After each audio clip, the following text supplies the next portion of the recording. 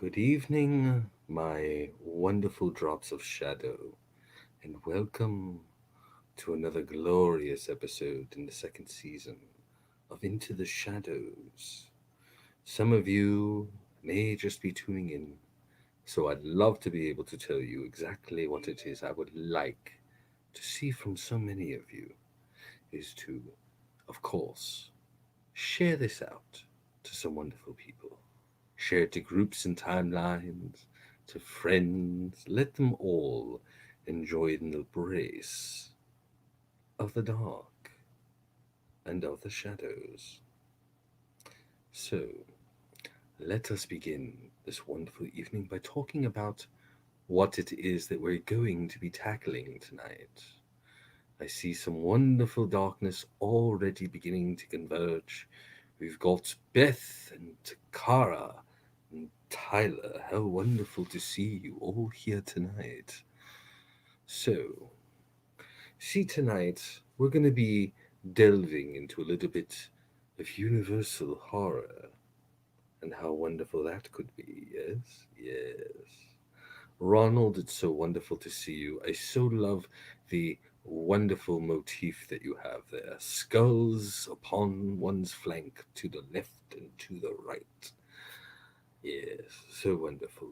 So, tonight, tonight we're going to be doing a little bit of a deep dive, if you will, into several of the varying themes and tropes of the universal monsters themselves, those that formed the great foundation of horror within cinema, but all got their roots from literature.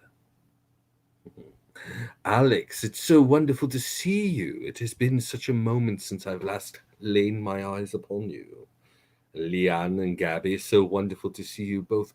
All my drops of shadow forming such a considerable amount of shade. So wonderful, yes. So, allow me to indulge in my dark liquid, and we shall begin to delve into a little bit more of the shaded horror that so many of us enjoy. I do hope everyone is having a very wonderful night. So, let us delve in. First off, let us talk about one of the most prolific of the creatures of literature. Ah, Takara, even though your absence was brief, it was felt quite deep all the way to my black heart. So glad to see you back. So, allow me to continue. We shall speak, of course, of the great literature giant that was Mary Shelley. Mary Shelley was a rather community infused individual, at least in my opinion. She is an example we should all follow as such. I think, oh my dear Takara, you should not be attacked by other dogs. Dogs are so rabid. I love them. Especially other hellhounds, not so much like the hellhounds we have here, that know to share this to groups and timelines. Ensure that the wonderful world of darkness, for those of us from Hellfire Entertainment, is being spread about. So many wonderful shows and festivals coming down the line.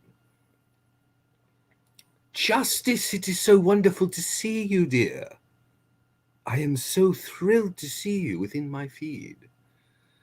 You see, we all at Hellfire love to have so many wonderful fans coming to us.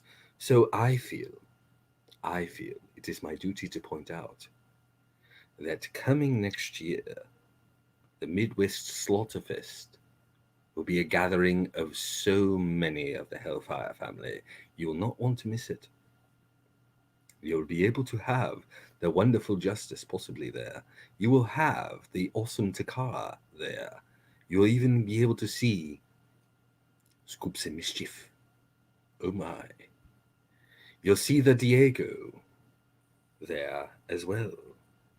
You'll see Adam, the nerd boy, and JC, he who speaks to those unsigned. You have Azazel, communal with that of the paranormal. Moist, the clown himself, that is of words that tend to send shivers up one's spine. And then you have that immeasurable ball of rage and irate nature, the rant commander himself will be there. And of course, I might make an appearance. Who knows? But remember, folks, in order to know who's going to be there, in order to get info, you must check out the Midwest Slaughterfest page just to stay up to date as to where it will be, who will be there. Don't forget the Dirty Birdie. Yes, Takara. You just terrorized Diego and Birdie. How wonderful. They just had a show tonight, didn't they? Justice, I'm so glad to see you awake.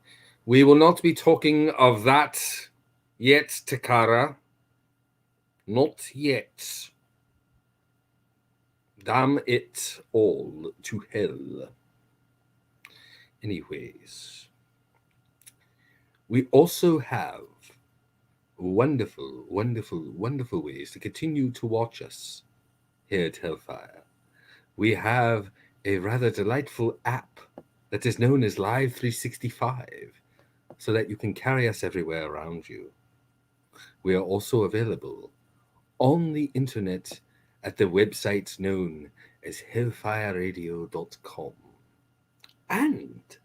And we have an Instagram. We have a Twitch channel. We have a YouTube channel. And of course, you're watching me here. So I'm so glad to see you here. So, to continue to topic, shall we? I think it's a good idea. No more this wax the baron nonsense. There is, however, a wonderful charity that you can donate to below that I will gladly send a link to. Right about here. Yes. As you can see, this wonderful link. Chris, so wonderful to see you. This wonderful link is to donate to the Partnership with Native Americans. It is a GoFundMe. It is quite the very delectable cause. I would highly suggest that even the littlest amount will help them out. Plus, if you cannot donate, then at the very least, share this out so that somebody that can donate will be able to. Because as such, everything's a chain reaction. And if you share it out and somebody can, you were part of that helping process. You get all the warm feels, I feel. Yes. So, there is no D. I know. But I could fix it. But then you wouldn't notice. Call it my own form of, one might say, delectable torment. Allow me to fix it though, because it is now that you pointed it out, it's annoying the shit out of me. There we go. It is saved and it is back. Thank you, Justice. It is GoFundMe. I'm always fun. So, well, I'm so glad that you decided to show for the live show, Alex. It just merely means I get to react to you directly. Yes, they are. Jennifer, so wonderful to see you, dear. Damn it, Tamara. Are we doing this now? We have a show to do. Let us talk of the great literary giant Mary Shelley and her creation that was known as Frankenstein. Why does that frighten us so much? What is it about Frankenstein that completely, totally, and absolutely shivers us to a spine? Well, naturally, it is the idea of what happens after death. What occurs to us all, really. Would you wish to be one of the bodies that is exhumed specifically for its parts, to be part of what one might call a patchwork Patronus? Hmm? A possible creation of abject non humanity. This was thus, of course, created with the concept that electricity carried godlike abilities that so many of us could never hope to duplicate, yet attempt to on a consistent scientific basis, thinking that perhaps the nature of the universe itself is in forces of nature we have yet to understand. And that is the key root, the key thing itself that drives our curiosity and our fear of the unknown and non understood. Frankenstein. Frankenstein was a creature that portrayed the nature of, and I quote, what happens when our own creations thus turn against us. It is a very, a very scary concept that perhaps our own progression is getting the better of us. That is truly the original message, that perhaps too much faith in the nature of technology will eventually mean our downfall.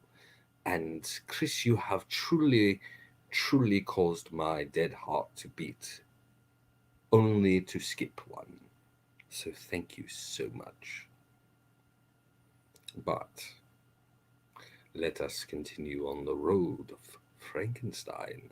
Matthew, thank you for becoming one of the drops of shadow to add more shade to the world, so that I may continue to thrive around it. You see, when it comes to Frankenstein, I feel that it is the fear of technology that really makes it potent, that allows that relatability to so many. As I've many times stated, the true nature of the potency of fear is its ability for you to relate to it, to take ideas that are portrayed and have them thus plant within your own mind and repeat itself. So that as you are going about your daily life, you see something that might relate to it. And suddenly the fear stirs again. It's very possible. Frankenstein had that effect. Not to mention the idea that perhaps there might be somebody just mad enough to want to delve into what might call the dark arts. One might consider all forms of science dark arts. Stem cell research was considered, within our lifetimes at least, a dark art. The idea of vaccination was seen as a dark art. How dare we introduce a foreign body into ourselves to form an immunity? My goodness. It was seen as dark magic. The idea of bacteria existing at all was seen to be blasphemous. And therein lies the ultimate kick, folks. When Frankenstein was written, it was written during an age when scientific progression thus bet heads with the church, where the idea of one thus disproved or countered the other, and thus formed the ultimate conflict, which, let's face it, drives all good stories, a good conflict. And thus it bred fear. It was the reefer madness of the 19th century. And truly potent. No question there. Truly potent. But that is only Frankenstein. We're only just scratching the surface, people. Let us talk of another one of the universal monsters, shall we? Let us speak, of course, of the mummy. Yes, the great mummy and its curses. You see, the nature of that, my dear friends, again, that which we do not understand. The concept of curses placed upon final resting places of kings of old in times long since gone. You must admit, it certainly makes other people rather very shaky in the boots. I can say for myself, it certainly causes me a little bit of wariness when I see carved upon stone of a monument, "Ye who messes with me thus shall get both of these hands." Hmm? I'm sure somebody will certainly do so on their mausoleum. But think about it. Most of the tales of a mummy's curse originated during the earliest excavations of the 20th century of the tombs within the Valley of the Kings. And thus, the exposure of King Tutankhamun's tomb and the idea that the entire excavation team died under mysterious circumstances. Ooh. As it turns out, though, the excavation was proven to be quite prosperous, and in many cases, there were no real mysterious deaths of the people that entered the tomb first or excavated. It just so happened that somebody pointed out a strange happenstance. It happens, sadly. But Universal ran with it, the idea of a cursed mummy coming to life to get revenge on those that disturbed its final rest. My goodness, who wouldn't shiver their timbers? If you contemplate, if you may, think about it. The mummy, one of the earliest forms of zombie media. Ooh. I find zombie media to be such low-hanging fruit I didn't even bother.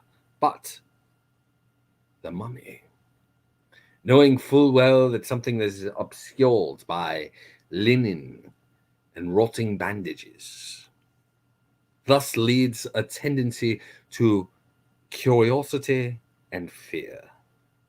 Fear of what would happen, what don't we know? I mean, after all, for many, that which is ancient is thus misunderstood. It is said that magic existed long before those of us that walk the earth now were around, and thus disappeared. The idea that magic was a finite counter. Perhaps, perhaps, perhaps there was magic in the earliest of days of man. But there is thus no more. What made it go away? Some say progression of technology. Again, another recurring theme. That which was is thus no more. Rather, shivery, one might say. But the mummy was fairly low-hanging fruit too, if you really think about it. What did it do?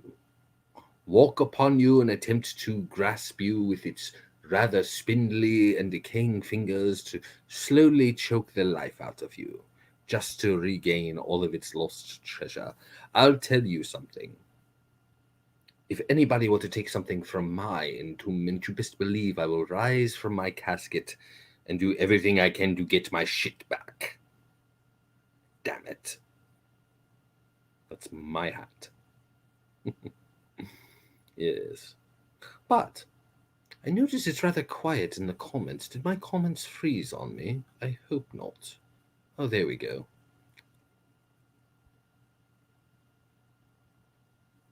Well, I hope that your activities are rather enjoyable, Jennifer. Do enjoy. But let us continue on our exploration, shall we? Other than the mummy, let us talk about one that has led to many arguments of who is more terrifying. Are you Team Edward or are you Team Shaggy Dog? I mean werewolf. I mean Jacob. See, you have Jacob, or more. What's one might say? More accurately, the idea of the werewolf JC, it is so wonderful to see you, sir. Think of a werewolf for a moment. The idea of, once again, a curse. A curse of unknown origin located within the eastern bloc of the world. Something European, thus being presented within the Americas. Ooh. Or within what one may call civilization, not opposed to the hokey and somewhat strange and old world concepts of villages. Ooh. You see, that the werewolf, the idea of the werewolf, is a treatise on how folklore, the wolfman, yes, on folklore being something that people do not understand, folklore being something to be feared, folklore being something that's real. And again, the whole idea of magic. And I'm so glad you're enjoying it, Maria, and thank you for listening so far. Think about it. Old world and old world superstitions garnered and gathered such fear, and people were worried that curses were real. Imagine a curse that only seems to emerge on the night of a full moon, which many already considered to be a peculiar phenomenon. And so the creatures come out to play. What of one that is ferocious and could potentially kill you? Something to avoid, yes? Yet another thing to make us all want to stay in at night. The idea that a man could become an impenetrable creature. So terrifying, I feel. Concept of, oh my goodness, non-civility, not to be civilized. And to think it could be you, or you, or you. Now, full moons do have powerful charges, there is no questioning that. But the idea that the old world was nothing but magic, and thus something to be feared, is exactly what those portrayals fueled. The idea of it to be feared, the idea that it was malevolent from the get-go.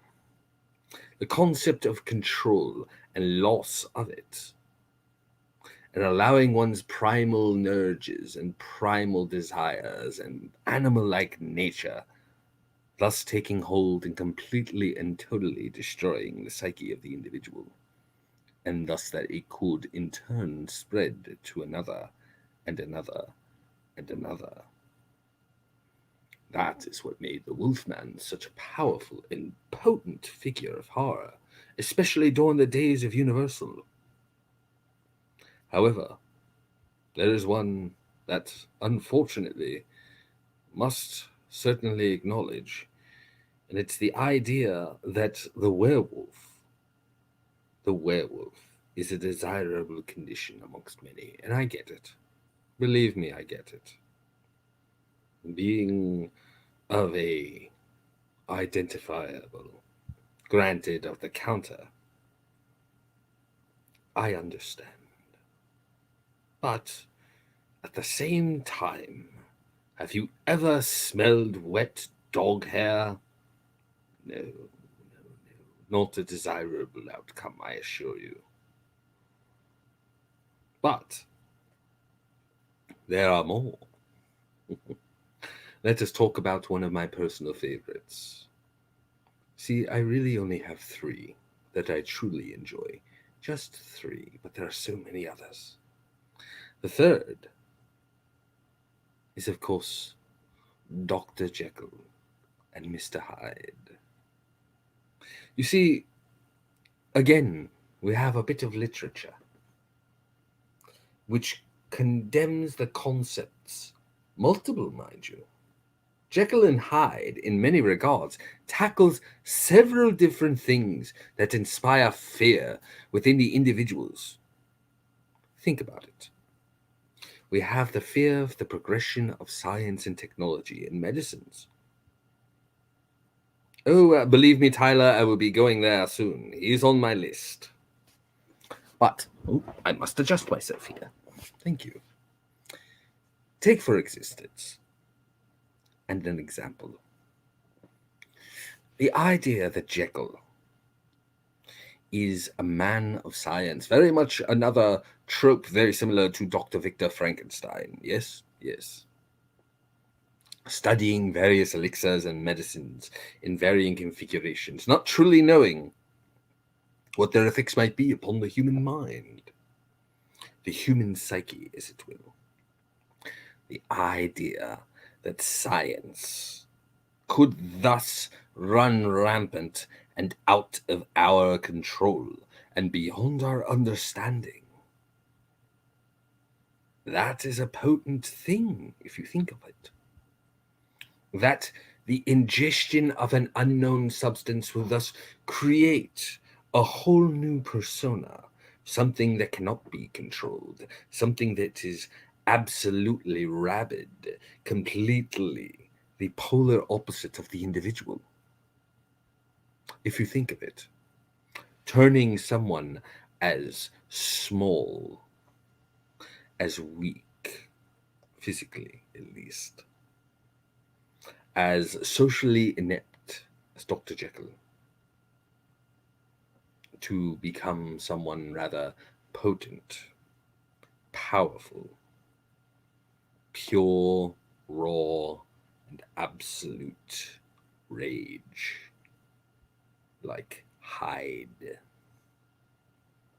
all from a single substance. Such science, being unbridled, has been known to scare many, especially in the late 19th and early 21st centuries, when science was just truly taking hold. And if you think of it, Hyde himself was an embodiment of many of the attitudes of the day. Think of it. Mr. Hyde, a man of unbridled passions. And by passions, I mean things that he was capable of enforcing and reinforcing within societal norm. Strength, rage, lust, violence, destruction, primal urges, all of which, of course, he was the embodiment of. Charisma of an animal-like nature. That was Henry Hyde. And all from a substance. Kind of makes you wonder what you're drinking, I know it does for me.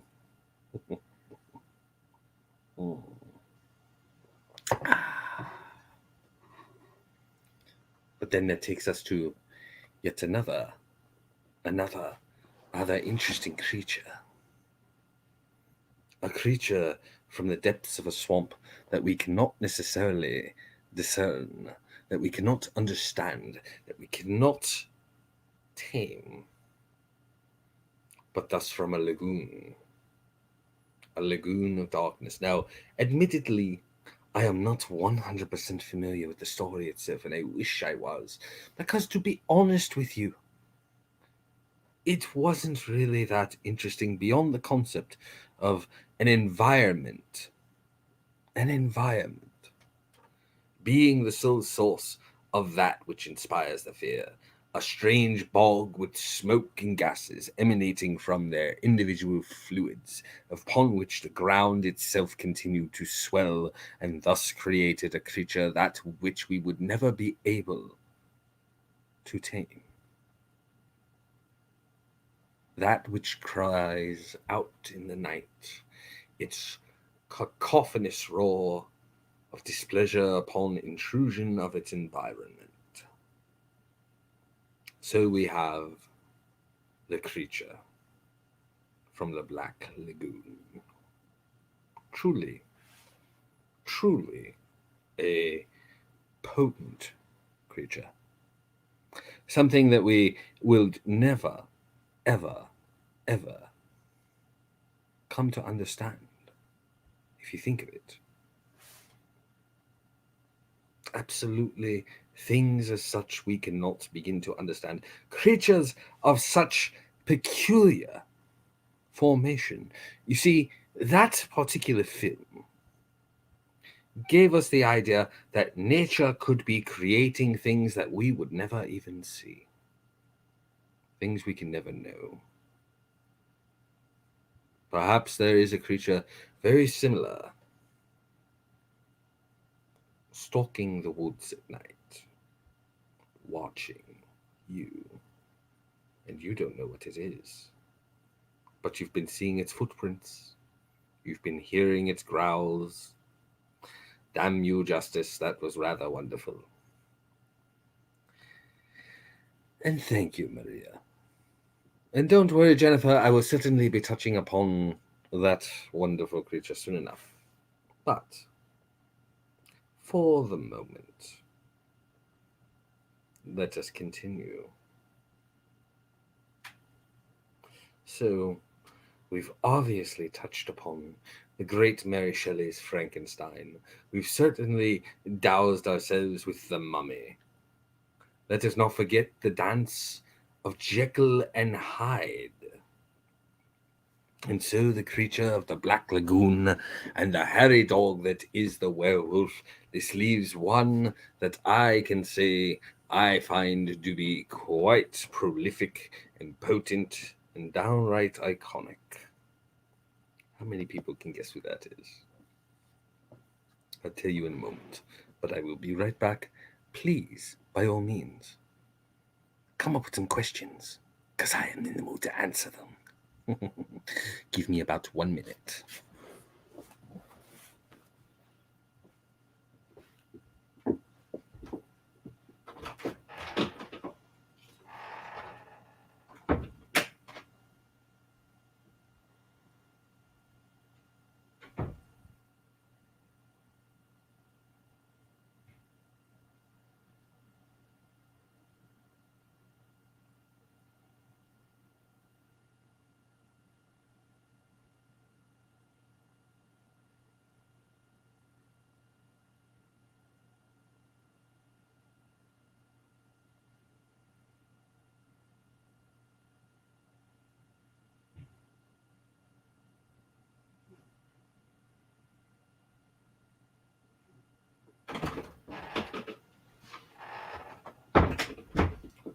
Oh my goodness, so much blood. So little time. So, well, I certainly apologize for that minor break. We do realize the unfortunate and rather dismal effect of my own ingestion of liquids and humors. So, let us talk of my favorite. Of course, I'm talking about vampires, because, dear God, let's just say Dracula is, without question, the king of the Universal monsters. Several different portrayals throughout the decades, with several different bits of folklore. And mind you, unlike all of the others, Dracula is based upon an actual individual of the exact same name. There was no creature from the Black Lagoon. There was no Wolfman. There was no Frankenstein. There was no Jekyll and Hyde. But there was a Dracula. And dear God, did he make his mark. So, let me take my hat off to him and then place it upon my head to continue.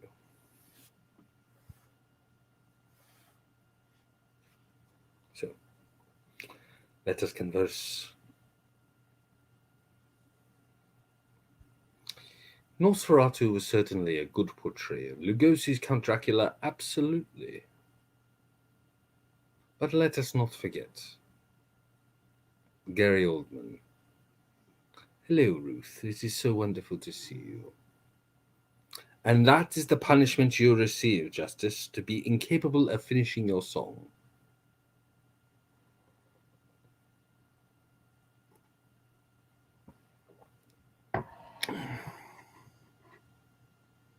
Oh, well, thank you for calling Gary Oldman rather yummy, because let's face it, I am he.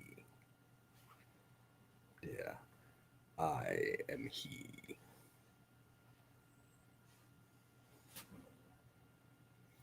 Now, let's just talk about the various different portrayals and what it is to be fearful of a Dracula. Of course, what we have is something that shatters innocence, violates one within the shadows, and that you do not see coming. Sounds familiar, doesn't it? I don't drink wine. You see, Dracula is, without question, iconic.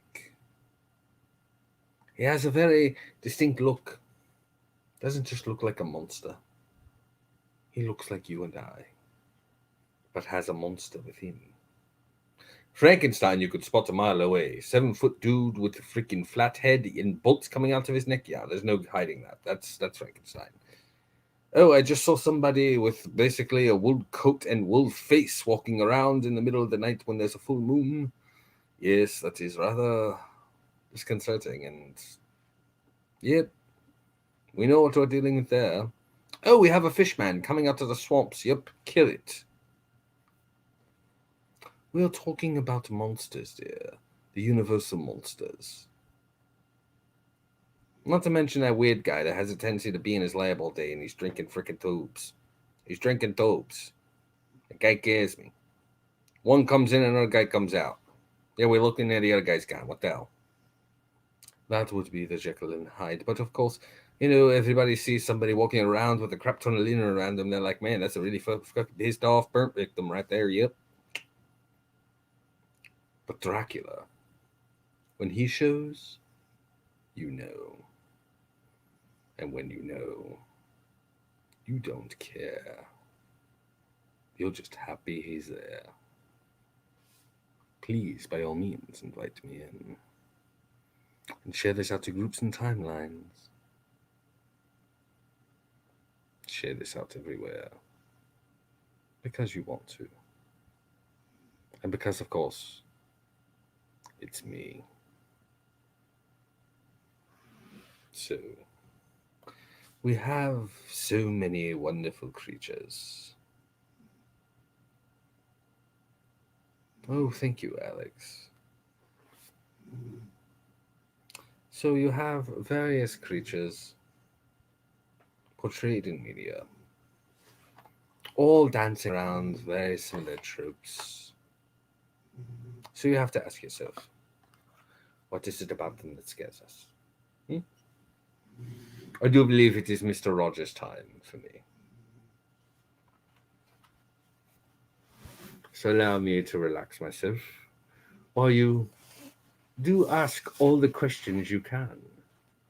I'm happy to answer them. I'll still leave a least.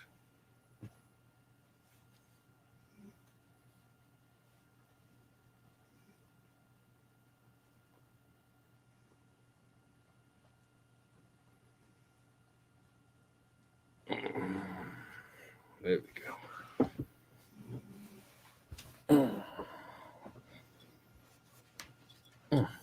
There we go. Ah.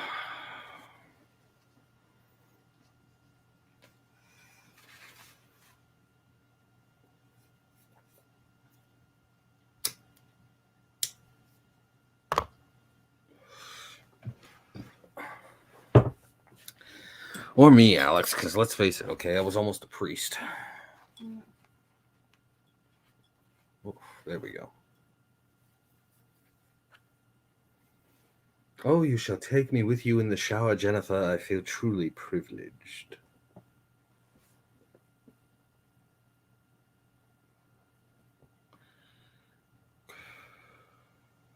Have half a mind to say peaks where it didn't happen. Oops, didn't say that.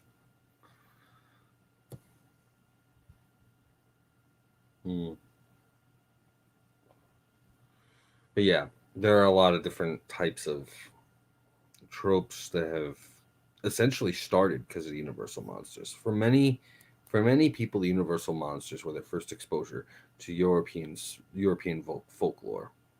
Pixar didn't happen, and for many people,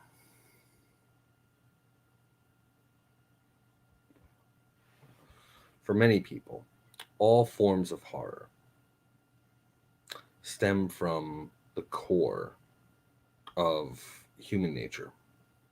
All tropes of horror: fear of the unknown, fear of mortality, fear of primal urges taking over, fear of that which we don't understand, on top of not what we know. Two different things. Fear of loss of morality, corruption of morality. I mean, back in the day, man, people were scared of everything. Everything. And all rooted from such.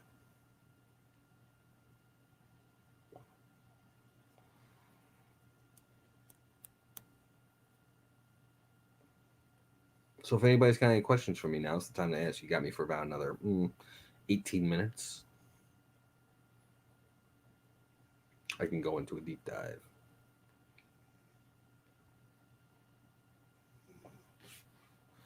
Because I'm good at these. At least right now.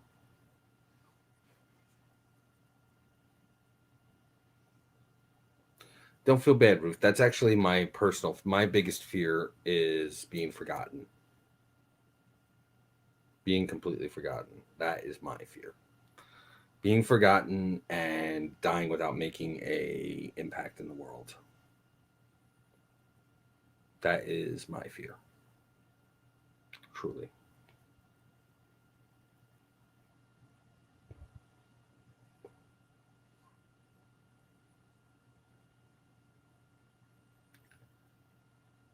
But, I mean, who is Baron Voltage? Because it was a hell of a lot easier on the sugar markets, Justice, in order to be able to actually produce it the way that they were. They reduced the sugar and the general content of some of the different types of processing in order to be able to solidify it, and thus what they have is cheaper on the interior of the frosting. Are you asking who is Baron Voltage? I am. I am Baron Voltage, Alex.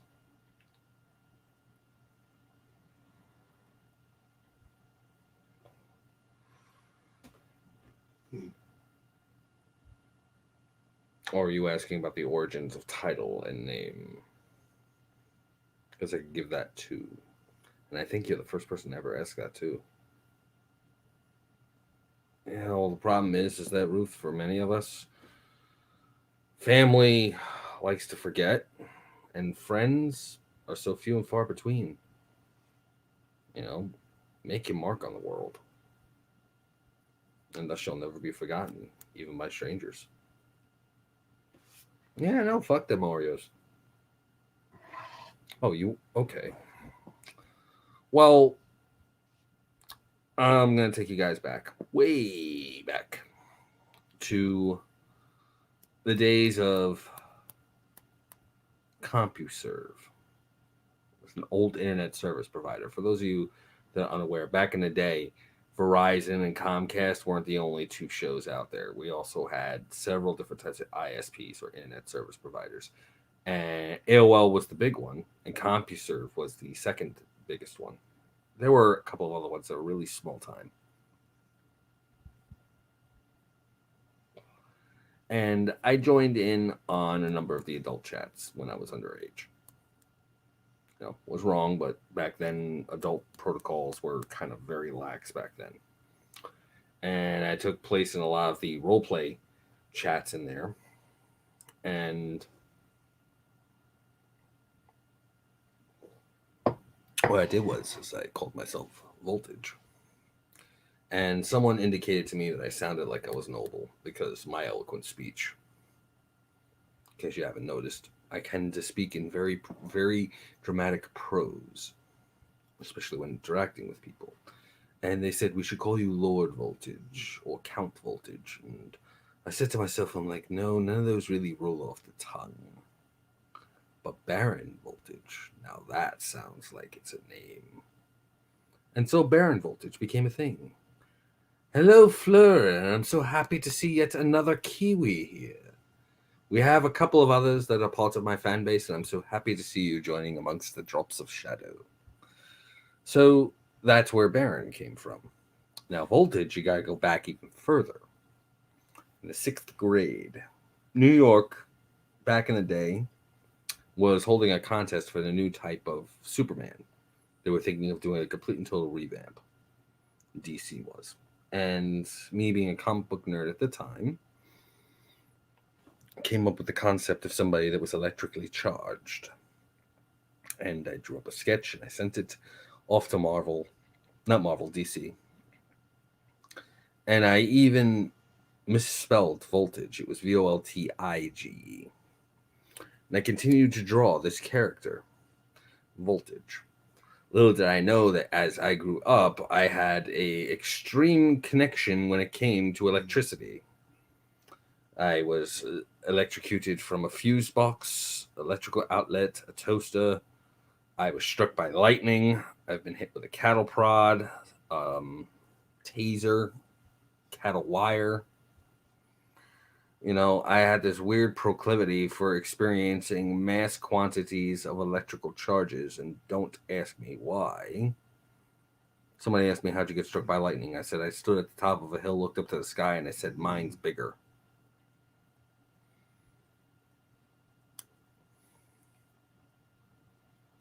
So it fit. And so Baron Voltage became just my general moniker. And then eventually I started to get into hypnosis and kink hypnosis. And I made a name for myself there. I became world famous as known as one of the most evil hypnotists in the world. I hold a world record for the most hypnotized people within a shortest amount of time. And I essentially became me. What you see here. I recognized my vampiric nature when it came to interacting with individuals. I found that social interaction thus invigorated me. I became more of a sexual vampire than anything else because sexual energies tend to be rather potent. So that was more my gig. And as it turns out, it's a way to gain immortality by making an impact in individuals' lives whenever I can. In the sense that I get to interact with people, I get to help people, I get to form memories to people. And if it helps them along the way and makes their paths even better, I feel the better for it. And life certainly does love tasting me. And thank you very much, Fleur. I really appreciate that. So, thus I am me. That is who Baron Voltage is. And if anybody ever wants to talk with me or whatever, my performer profile messenger is always open, as well as my Gmail, which let me put that up right now while I'm here. There we go. You could also, if you need to, donate directly to the show, so that'll help me out. But for the most part, if you ever want to contact me, that's my email address. If you're not comfortable with Facebook Messenger. Oh, did you, Jennifer? I'll have to take a look. I usually check my email periodically. Sometimes I get notified, sometimes I don't. It makes me sad. Because I don't really get emails too often. So if I get them, I feel rather special.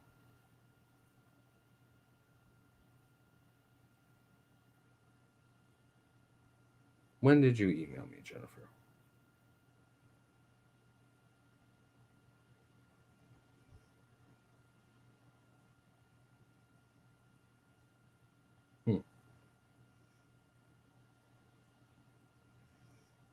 Did you email me recently?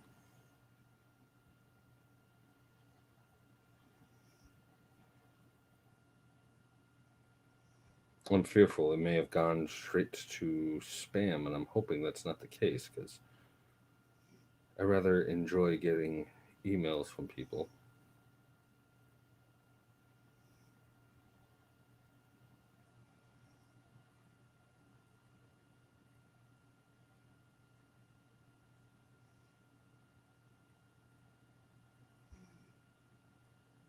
Hmm.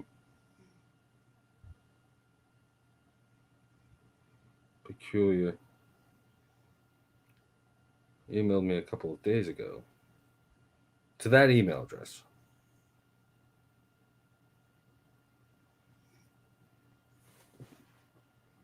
I'll have to take a look.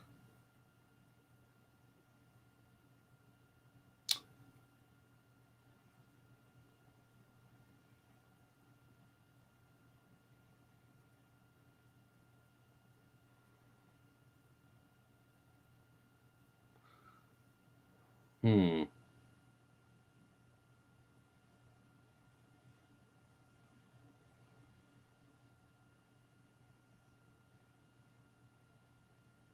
You may need to resend it, dear, because I did not receive it.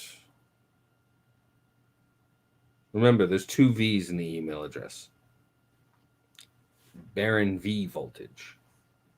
No spaces.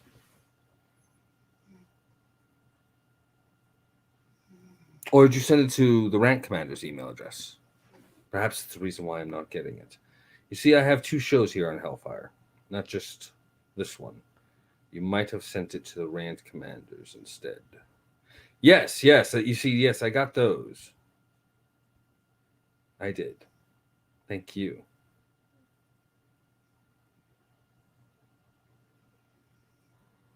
See, I have two email addresses. One for one show. Yeah, it was on rant. It was on rant.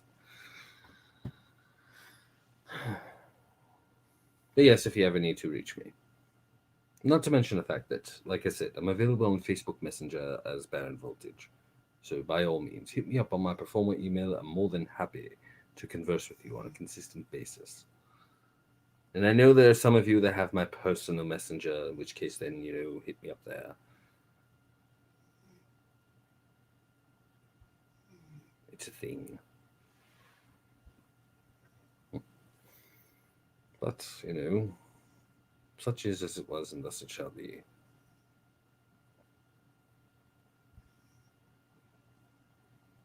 Anybody have any more questions, comments, concerns, complaints, cash payments, as I like to call it?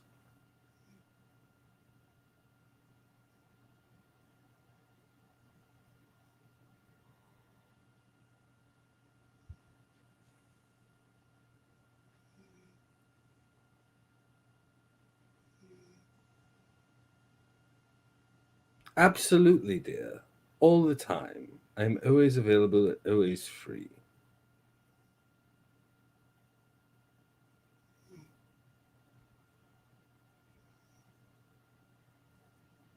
I'm free when I can be. Let me put it to you like that. You got me for another 6 minutes and 30 seconds. What are my favorite type of Cheetos? The crunchy regular. I have a tendency to feast upon them of all of the cheese before I actually begin to bite into them. It's good exercise for the tongue.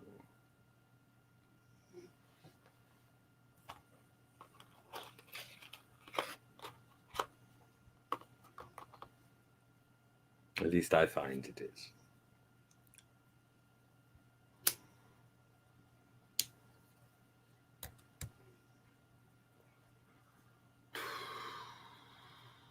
Yes. A lot of people say it's hard to maintain two different types of personas, and the thing is that I maintain three, contemplating a fourth. Because you've got Baron Voltage, you've got the rank commander, you've got me. There's a fourth one. It's in the works. Sleep well and dream sweetly, Anne. I hope you have a very wonderful evening.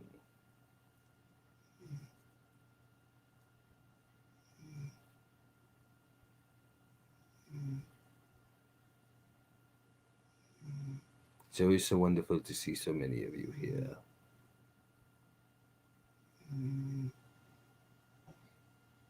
Anybody have any other questions? Well, I'm so glad to see you back, Danny. I wasn't aware you were gone, but I'm glad to see you back.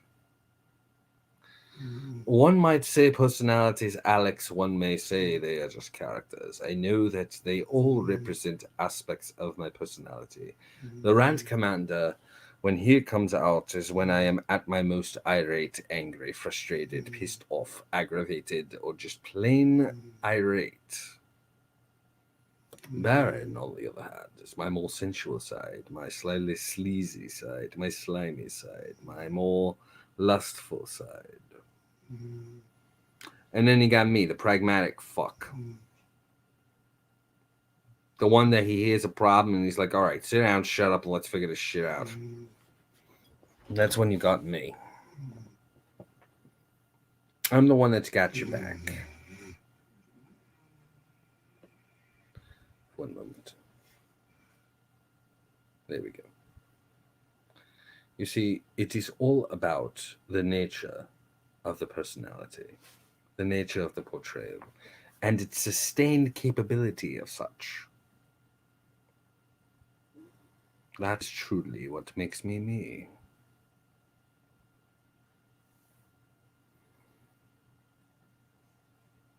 Any other questions? You have me for approximately 3 minutes and 44 seconds.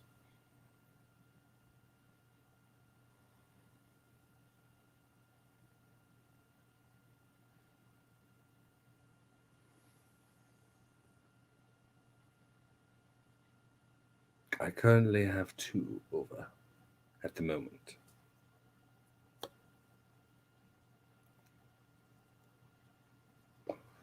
What gave you the hint?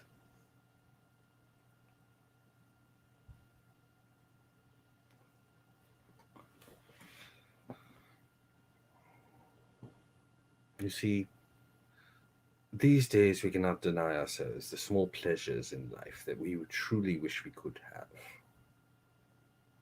And my own beliefs in the world foster me to do so at every convenient time. Because we never know when we will not be here. We will never know when we may shuffle loose of the mortal coil. So embrace all opportunity as it does and learn from each and every one of them. Well, you never know. Oh no, no, I'm not held hostage or anything of that. It is more I have 2 very wonderful people currently sleeping in my bed beside me, and I wanted to ensure that they were all right.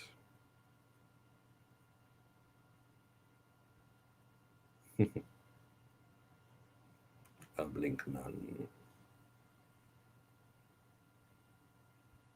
Although they'd like to think they have me hostage. Quite the opposite. They have me quite willingly.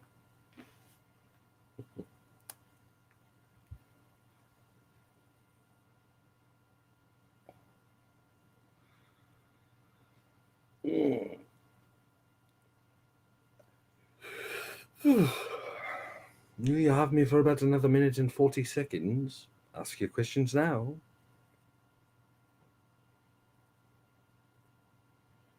Damn smoke.